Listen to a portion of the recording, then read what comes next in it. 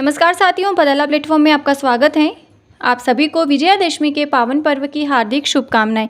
यह जो पर्व है विजयादशमी का अश्विन महीने की शुक्ल पक्ष की दशमी को मनाया जाता है। विजयादशमी जिसका अर्थ होता है 10वें दिन की जीत। इस दिन भगवान श्री राम ने रावण का वध किया था और बुराई पर अच्छाई की विजय का प्रतीक है। इस दिन शमी वृक्ष खेजड़ी की पूजा की जाती है। खेजड़ी जो राजस्थान का राज्य वृक्ष है जिसका वैज्ञानिक नाम होता है प्रोसोपिस सिंड्रेरिया। इस दिन लीलटास नामक पक्षी का दर्शन शुभ माना जाता है। लीलटास जो कन्हैयालाल सेठिया की रचना भी है। और दशहरे का जो मेला है वो राजस्थान में कोटा का प्रसिद्ध है। इसी के साथ आगे अपन देखते हैं लेसन नंबर 2 क्लास 7 NCERT प्राणियों में पोषण न्यूट्रिशन इन एनिमल, जिसमें आगे अपन ने देखा था मानव का पाचन तंत्र और जो जीव होती हैं टंग। घास खाने वाले जंतुओं में पाचन, घास खाने वाले जो जंतु होते हैं उसमें डाइजेशन का क्या प्रोसेस होता है, तो ये होती हैं घास खाने वाले जंतुओं की फूड पाइप या ग्रसिका या इसे इसोफेगस भी कहते हैं। ये इनका आमाशय होता है। आमाशय 4 भागों में बटा होता है। ये होता है रूमेन, स्मॉल इंटेस्टाइन, ये होती हैं लार्ज इंटेस्टाइन का पार्ट होता है अंधनाल जिसे सिक्कम कहते हैं। ये हैं लार्ज इंटेस्टाइन। घास खाने वाले जो जंतु होते हैं वो क्या करते हैं, लगातार जुगाली करते रहते हैं, भोजन को चबाते रहते हैं। तो ये घास खाने वाले जो जंतु होते हैं एक बार में घास खा करके इस रूमेन में स्टोर कर लेते हैं, संग्रहित कर लेते हैं। फिर निश्चिंत होकर के बैठ के क्या करते हैं, ये मुंह चबाते रहते हैं, मुंह चलाते रहते हैं। इस जो रूमेन में भोजन संग्रहित हुआ था इसका आंशिक पाचन होता है, पार्शली डाइजेशन होता है, थोड़ा ही पाचन हो पाता है इस रूमेन में। तो ये निश्चिंत होकर के क्या करते हैं, नीचे बैठ के आराम से यहाँ से जो भोजन होता है उसको छोटे छोटे पिंडक या लम्स के रूप में वापस से मुख में लाते हैं और धीरे धीरे चबाते रहते हैं। जब ये जुगाली करते हैं तो मीथेन गैस जिसका फॉर्मूला होता है CH4 वो उत्पन्न करते हैं। तो घास खाने वाले जंतु लगातार जुगाली करते रहते हैं। घास खाने वाले जंतु जब भोजन नहीं करते हैं तब भी ये अपना मुंह चलाते रहते हैं। घास खाने वाले जंतु पहले घास को जल्दी जल्दी निगल करके आमाशय के एक भाग में संग्रहित कर लेते हैं और यह भाग रूमेन प्रथम आमाशय कहलाता है। यह भाग क्या कहलाता है, ये रूमेन। ये रूमेन कहाँ प्रेजेंट है, ये इसोफेगस या फूड पाइप और ये स्मॉल इंटेस्टाइन के बीच में प्रेजेंट है। ऐसे जंतु रूमेनेंट्स या रोमन्थी कहलाते हैं। ये रीट में पूछा हुआ है, रीट मेंस का जो अभी एग्जाम हुआ था रूमेनेंट्स के बारे में। घास में सेलुलोज अधिकता में पाया जाता है।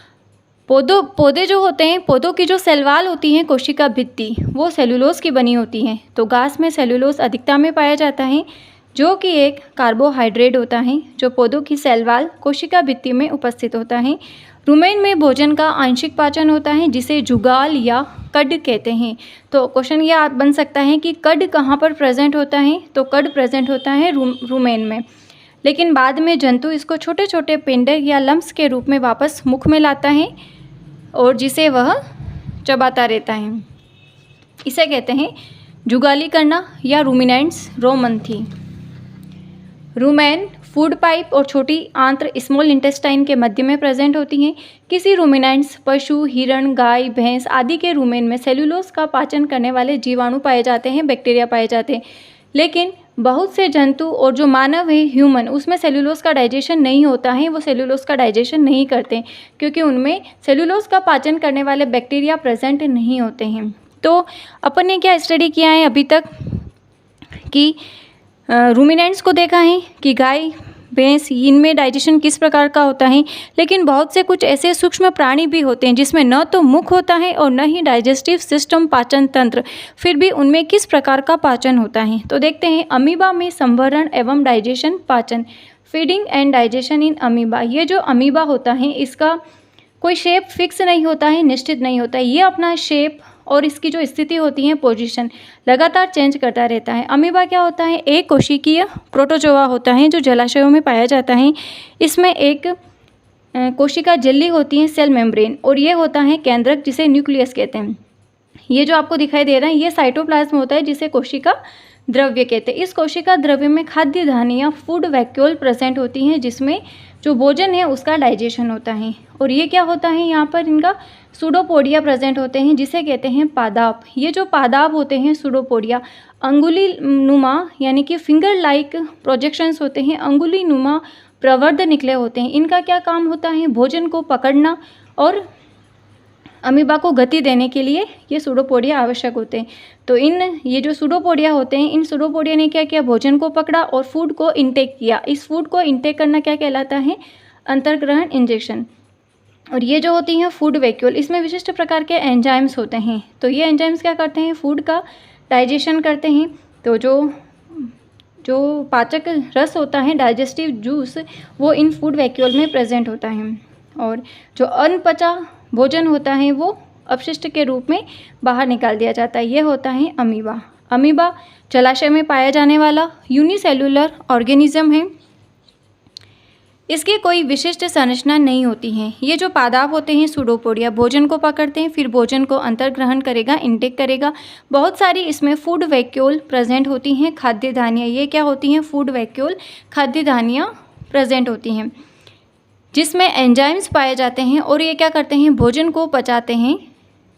और बिना पचा हुआ जो भोजन होता है वो इस अपशिष्ट के रूप में बाहर निकाल दिया जाता है। और ये जो भोजन, ये जो इसका अवशोषित पदार्थ होता है, यानी कि खाद्य पदार्थ पर क्रिया करके ये जो फूड वैक्यूल होती है, उसमें जो पाचक रस, डाइजेस्टिव जूस जो सीक्रेट होता है, वो जो बड़े बड़े पदार्थ होते हैं उनको सरल पदार्थ में बदल देते हैं। और पचा हुआ जो भी खाद्य पदार्थ होता है वो धीरे धीरे अवशोषित हो जाता है। और ये जो भी अवशोषित पदार्थ होता है वो अमीबा की वृद्धि, उसका रख रखाव, उसका गुणन, मल्टीप्लिकेशन के लिए उपयोग किया जाता है। और बिना पचा हुआ जो पदार्थ है वो अपशिष्ट के रूप में बाहर निकाल दिया जाता है। तो एक दो स्पेशल नोट है अमीबा के बारे में कि अमीबा अपनी आकृति और स्थिति, शेप और पोजीशन निरंतर चेंज करता रहता है। इसकी कोई फिक्स पोजीशन नहीं होती है। फूड वैक्यूल में ही पाचक रस स्रावित होते हैं, पाचन होता है। पादप अंगुली के समान प्रवृत्त होते हैं। ये जो सूडोपोडियम होता है, सूडोपोडिया, जो भोजन को पकड़ने और गति देने में सहायता करता है। तो ये अपन ने देखा है। एनसीईआरटी क्लास 7 का लेसन नंबर 2 अपना कंप्लीट है। कल अपन इसके करेंगे ऑब्जेक्टिव क्वेश्चंस। तो एक बार आप सभी को विजयादशमी के पावन पर्व की हार्दिक शुभकामनाएं। भगवान राम की तरह आप सफलता की राह पर चलते रहें। आप जीवन के हर चरण में जीत हासिल करें। Thank you.